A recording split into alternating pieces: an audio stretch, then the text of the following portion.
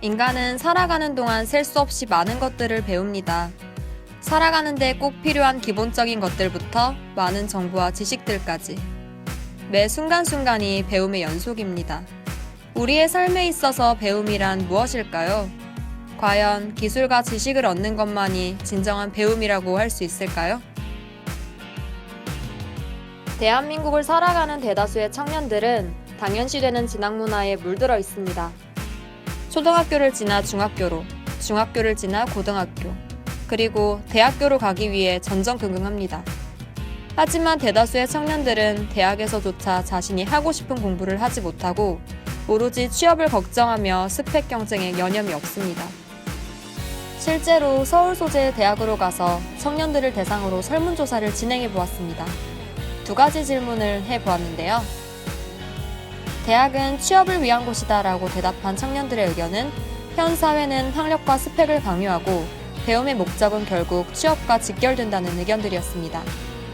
예전에는 배움을 위한 곳이라고 생각했는데 지금 3년 다니고 있는데 그냥 취업을 위한 과정이에요. 취지는 물론 배움을 위한 거라고 하지만 지금 현실적으로는 당연히 취업이라고 생각해요.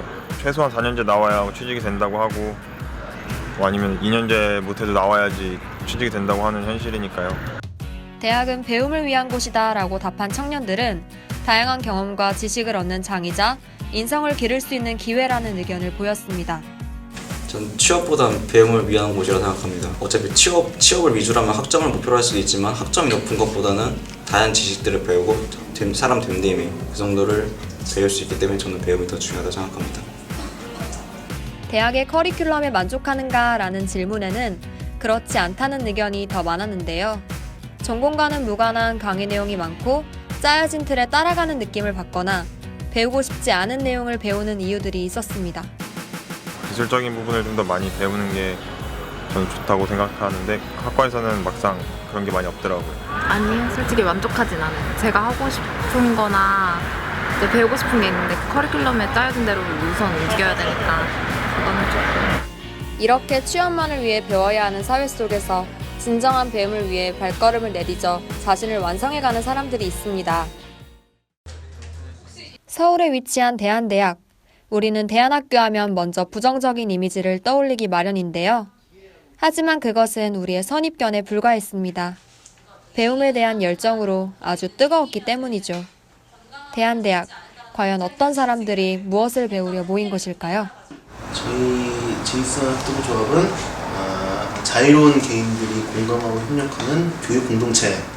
그래서 이를테면 그 지식의 생산자와 지식의 소비자라고 하는 가르치는 자와 배우는 자가 서로 평등하게 만나서 지식을 순환할 수 있는 그런 교육 공동체를 만들고자 합니다.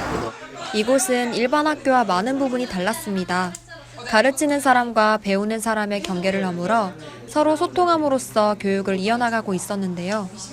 지식과 기술을 다루기보다 우리의 삶 속에서 일어나고 있는 일에 대해 깊이 생각해보는 인문학적 배움이 있었습니다. 학생들의 이야기를 들어볼까요? 여기에서 말하는 이념이 좋았던 것 같아요. 여기 학교에서는 이제 통섭형 공부를 이제 내세우고 있는데, 저는 약간 문화예술 기획 쪽에 진로를 가지고 있는데, 저랑 친한 언니들이 그쪽으로 진로를 가고 있는 언니들이 있는데, 대학에서 배우는 게 별거 없다고 하고, 또 그 언니들도 그냥 거기 학교에서 가르쳐 주는 거는 그냥 이제 취업하는 법. 근데 저는 그런 것보다는 좀 더 이제 문화예술에 대한 지식을 폭넓게 넓히고 싶은데, 문화예술이라는 것도 굉장히 방대한 분야 때문에 문화예술만 딱 공부하는 게 아니라 여러 분야에서 또 많은 지식들을 베이스로 깔고 공부를 하고 싶어서 여기 오면 정말 다양한 공부들을 할 수 있고 접할 수 있고 그런 지식의 장이라고 생각을 해서 커리큘럼을 보고 마음에 들었고, 뭐 학비면 뭐 인천에 살고 있는데 뭐 거리나 그런 걸로 따져봤을 때 적합한 조건이라고 생각을 했어요.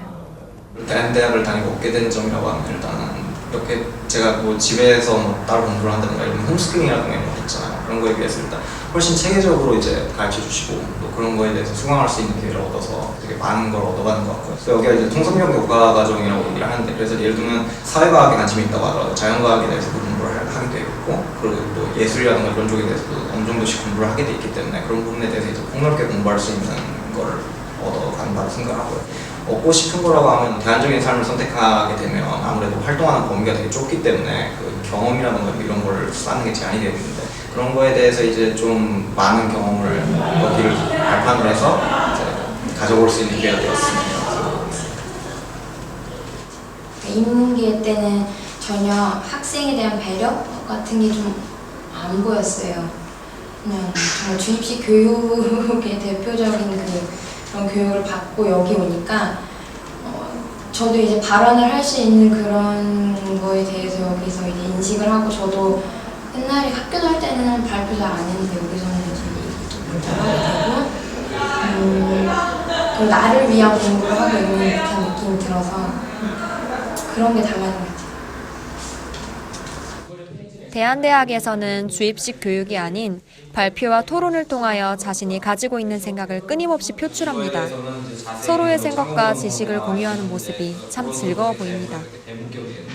그래서 그 분과학문 체제라고 하면 일종의 그 대학 내에서 권력 체제들이 만들어지는 거라고 생각을 해요. 계열화되고 각 모든 분과마다 전문가가 있고 그 전문가 아래로 이제 권력이 쫙 이렇게 일종의 그 뭐랄까 위계 질서가 쭉 세워지다 보니까 서로 간의 그 소통과 교류도 없고, 그리고 그 학문을 배움에도 있어가지고 굉장히 그런 위계 질서가 문제를 일으키는 경우도 있고, 그리고 더군다나 미래를 살아가야 할 때 굉장히 중요한 것은 이제 그런 학문들 간의 경계를 강화하는 것보다는 경계를 넘어설 수 있는 통섭적인 그런 교육을 해야 되는 것이 굉장히 중요한데, 현재 대학은 그런 것들을 못하고 있는 실정인 거죠. 그래서 이제 그걸 못하면 밖에서 해보자 취지로 우리가 분과학문 같은 것들을 넘어서는 통섭형 그런 교육과정을 설계를 이제 하려고 노력했던 것이고요.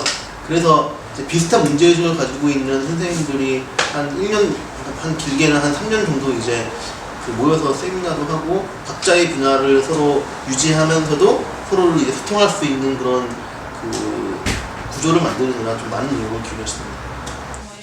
이곳은 담임교사들이 모여 학생들의 이야기에 한창입니다. 맡은 학생들의 이야기를 공유하고 어떻게 이끌어줘야 할지, 그리고 문제가 있다면 어떻게 해결하면 좋을지 하나하나 빼지 않고 의논을 하는 자리 같습니다. 그들은 어떤 이야기를 나누고 있는 것일까요? 작년에 저희가 그 지순협 이 대한대학을 세우는 이 기획 과정이 원래 재작년부터 시작된 걸로 아는데, 작년 저는 이제 1년 동안 쭉 작년 1월부터 12월까지 이제 참여를 했는데요. 그 과정에서 우리가 대한대학이라면 일반 대학과는 분명히 다른 점이 있어야 되는데, 저희 모두 다 일반 대학에서 느꼈던 그 한계와 그 정말 그 불쌍한 학생들의 그 정말 불쌍한 걸 저희가 너무나 몸으로 알고 있기 때문에 적어도 대한대학이라면 선생님, 그러니까 교수진부터가 달라야 되지 않겠는가. 그래서 한 사람당 너무 많지 않게 한 5-6명 정도로만 해서 집중적으로 그 학생들을 6개월 동안 책임지고 가고, 이렇게 적어도 이런 정도는 우리가 해야 되지 않겠느냐. 그래서 작년부터 이렇게 단임교수제를 하기로 이렇게 시행을 지금 하고 있는 겁니다. 이렇듯 대한대학 학생들은 그들이 선택한 배움의 길을 걸으며 열정적이고 다부지게 자기 자신을 만들어가고 있었습니다. 저는 되게 그거 찬성이죠. 자기가 무언가를 하겠다고 의지가 있고, 그리고 자기가 무언가를 하기 위해서 움직인다는 것 자체가, 저 그 움직임이라는 게 되게 좋은 것 같아요. 네, 뭐 나이가 안 정해져 있는 거니까. 필요에 의한 배움을 실천하는 곳도 있습니다. 카페 분위기의 이곳은 철학자 에피쿠로스의 이름을 딴 인문학 공동체 에피입니다. 에피쿠로스의 사유는 삶의 목적이 행복과 즐거움에 있다라고 설파했던 철학자인데, 그 사유를 믿는 사람들이 모여서 함께 공부하고 고민하고 또 실천하는 공간이에요. 우선 제가 설명드렸듯이 저희는 이제 인문학 공동체라고 해서 인문학에 관련된 강좌나 토론 또 이제 문화 행사들을 하고 있어요. 자신의 신념과 가치관을 높이고 어떻게 살아가는가에 대한 고민에 답을 구하는 사람들이 이곳의 발길을 향하고 있습니다. 여러 강좌들을 통해 어떻게 살아가는가를 배우고 있습니다. 저희 함께 활동하시는 분들 중에는 뭐 문학 전공자도 계시고 시 쓰시는 분도 계시고 또 철학 공부하시는 분도 계시고 그림, 음악 하시는 분들도 있는데 또 일반 직장인 분들도 오시기도 하고 또 연령이 높으신 분들도 오시는데 대부분은 그런 말씀들을 많이 하세요. 어떻게 살아야 할지 모르겠다. 어떻게 살아야 할지 해답을 찾으려고 공부를 하러 왔다라고 하시는 분들이 많으세요. 현대교육의 목표가 인성교육이 있고 제사회화 교육이 있고 존재론적 교육이 있는데 세 개의 목표가 있는데 지금 현재 우리 교육은 인성교육이나 제사회화 교육 특히 이제 가장 이렇게 실용적으로 효율적이거나 실용적인 공부에 많이 치중하다 보니까 나는 누구인지 또는 어떤 삶을 살아야 하는지에 대한 존재에 대한 고민들을 많이 하지 못해요. 그러다 보니까 나이는 먹고 그리고 대학을 나오고 또 취업을 하고 나이가 더 들어도 끊임없이 자기의 신념이나 가치관에 대해서 흔들려요. 예, 그래서 가장 큰 문제는 그거 같아요. 그러니까 오랜 동안 교육을 하는데도 나의 신념이나 가치관을 세우지 못하고 있다는 것. 그래서 흔들리고 나를 세우지 못하니 외부 환경이나 외부 상황에 끊임없이 흔들리다가 삶을 포기하는 경우도 많고 그런 것들이 지금 보여주고 있는 어떤 한 예인 것 같아요. 학교에서 충분히 이런 인문적 소양이라든지 예술교육, 존재론적 교육을 하면 굳이 학교 밖에서 이런 활동들이 이렇게 많이 이루어지지는 않을 거라는 생각이 들어요. 학교 안에 이런 인문학에 대한 것들이 충분히 이루어지고 있고 그리고 그런 공간들이 있다면 굳이 학교 밖에 이런 취재를 많이 하지 않을 거라는 생각이 들어요. 레닌이 한 이야기 중에 공부하고 또 공부하라라는 이야기가 있어요. 그 이야기처럼 사실 우리는 늘 변화하고 있고, 그죠? 자신도 변화하고, 사회도 변화하고, 모든 것들이 변화하고 있는데, 그 변화하는 세계에서 내가 어떤 방향으로 나아가야 할지 늘 선택해야 되는 상황이죠. 우리 삶을 살아가면서 끊임없이 선택할 수밖에 없어요. 작은 선택부터 큰 선택까지. 그런데 그 선택을 선택을 할 때 기준이 되는 것이 신념이나 가치관, 내가 믿는 바들. 그런 것을 끊임없이 세워가고 찾기 위해서는 공부를 해야죠. 이곳은 에피에서 운영하고 있는 독서 토론 모임입니다. 선정한 책을 한 권 읽고 나서 단순히 표면적인 내용을 다루는 것을 넘어 인문학, 철학적으로 접근하여 더욱 깊은 대화를 나눕니다. 나이에 구애받지 않고 누구나 이곳을 찾아 자신이 원하는 배움을 찾는 모습이 인상적입니다. 토론을 통해 자신의 이야기를 끊임없이 배출하고 다른 이들의 이야기를 수용하는 모습이 즐거워 보입니다. 아이가 있는데 저는 아이를 키우고 나면 제가 할머니가 돼 있을 줄 알았어요. 근데 아이가 초등학교 이제 저학년을 벗어나기 시작하니까 너무나 많은 시간들이 있고 또 생각보다 제가 아직도 젊은 거예요.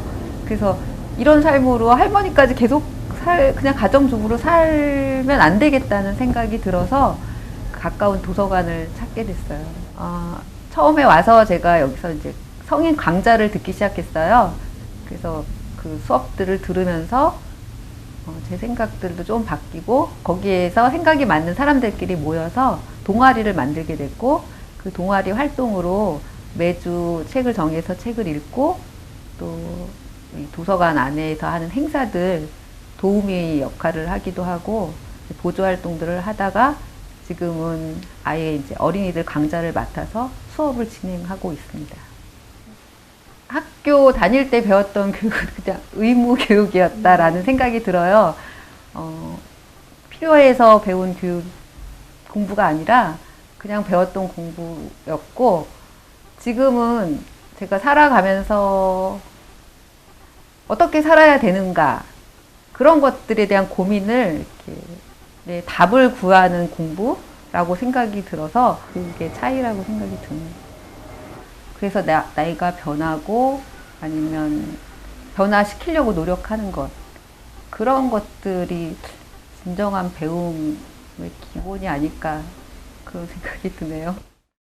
1학년 때 잠깐 이제 교양에서 들어본 적이 있는데 그때 되게 재밌었던 기억이 있거든요. 그런데 이제 요즘에는 그런 교양들도 많이 도태되고 없어져가지고 학문을 접할 기회가 없어서 많이 아쉽습니다. 주말마다 인문학에 관심 있는 학생들이 이곳으로 모여 수업을 들으며 배움에 대해 진지하게 고민합니다. 이곳은 학교와는 다르게 선생님과 학생들이 배움에 대한 주제를 미리 정하고 주입식 교육이 아닌 주도적 교육을 만들어가고 있었습니다. 생명에 대한 주제를 가지고 고민하고 집중하는 학생들의 모습에서 진지함이 묻어납니다. 배움이라는 게 꼭 한 가지 방식으로만 하는 건 아니잖아요. 근데 저도 여기 나와서 아이들을 만나는 방식이 좀 다른 거예요. 학교에서랑. 그래서 너무 편하고 좋고 새롭게 만나는 사람들이 너무 좋고 그런 것 같아요. 그래서 학교에서 좀 아쉬운 거 많이 있잖아요. 학교는 늘 이렇게 평가를 염두에 두고 공부해야 되거든요. 근데 여기는 뭐 답을 찾는 공부가 아닌 것이 가장 다른 점인 것 같아요. 내가 배운 거를 실천할 수 있어야지 그럼 배운 거죠. 뭐 예를 들어서 지금 그 동물들이 사육되는 그런 것을 보고 치킨을 먹을 때 좀 망설이고 또 고기를 좀 먹을 때 내가 지금 이걸 꼭 먹어야 되나? 좀 다른 걸 먹으면 안 되나? 이렇게 좀 생각하면서 갈 수 있는 게 배움인 것 같아요. 그래서 수업 후에는 주제와 관련된 책을 통해 토론 시간을 가지는데요. 학생들이 자신의 생각을 자유롭게 말하는 모습이 행복해 보입니다. 학생들에게 인문학 교실은 어떤 공간일까요? 좋은 게 학교에서는 선생님 강의를 들으면요 생각을 정리할 수 있는 시간 같은 게 없잖아요. 근데 여기는 선생님 강의 먼저 듣고 친구들이랑 말하면서 내가 이렇게 받아들였구나 느끼는 것도 있고, 학교에서 배운 거는 집에 가서 엄마나 아빠나 동생한테 이렇게 말해주고 싶은 그런 생각이 안 들거든요. 여기서 배운 거를 집에 가가지고 저녁 식사할 때 엄마랑 아빠나 동생한테 이렇게 설명해주고 이렇게 나눠주고 싶은 배움을 받는 게 좋은 것 같아요. 저는 오히려 학교에서는 일종의 정형화된 틀 안에서 같은 교육에 똑같은 교과서, 똑같은 내용을 한꺼번에 가르치게 되잖아요. 그런 정형화된 틀을 벗어나서 의견을 나누고 쌍방향적으로 토론하고 공유하면서 함께 성장할 수 있다는 점에서 더 좋은 것 같습니다. 저희가 주체가 돼서 살면서 필요하고 유용하다 하는 걸 저절로 알게 되는 게 배움이라고 생각해요.